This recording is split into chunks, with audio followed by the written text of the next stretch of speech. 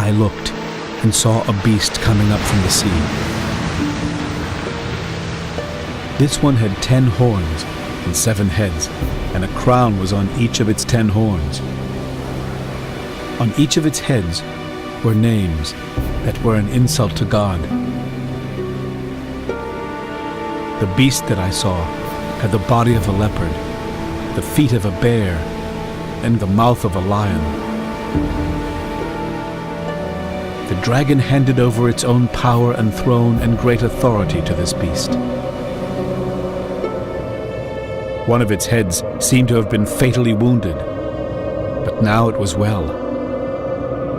Everyone on earth marveled at this beast, and they worshipped the dragon who had given its authority to the beast. They also worshipped the beast and said, "No one is like this beast. No one can fight against it."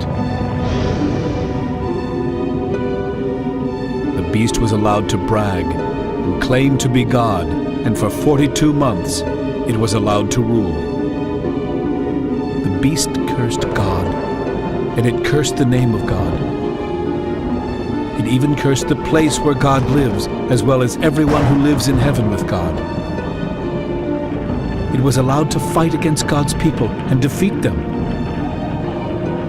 It was also given authority over the people of every tribe, nation, language, and race.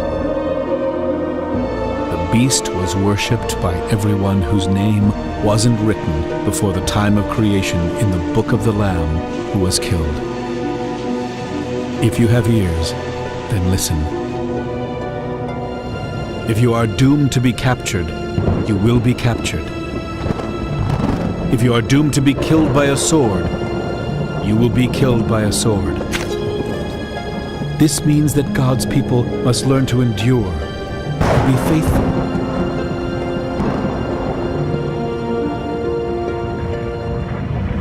I now saw another beast. This one came out of the ground. It had 2 horns like a lamb, but spoke like a dragon. It worked for the beast whose fatal wound had been healed. And it used all its authority to force the earth and its people to worship that beast. It worked mighty miracles. And while people watched, it even made fire come down from the sky.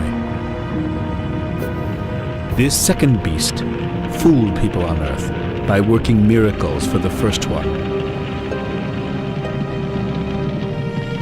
Then it talked them into making an idol in the form of a beast that did not die after being wounded by a sword. It was allowed to put breath into the idol so that it could speak.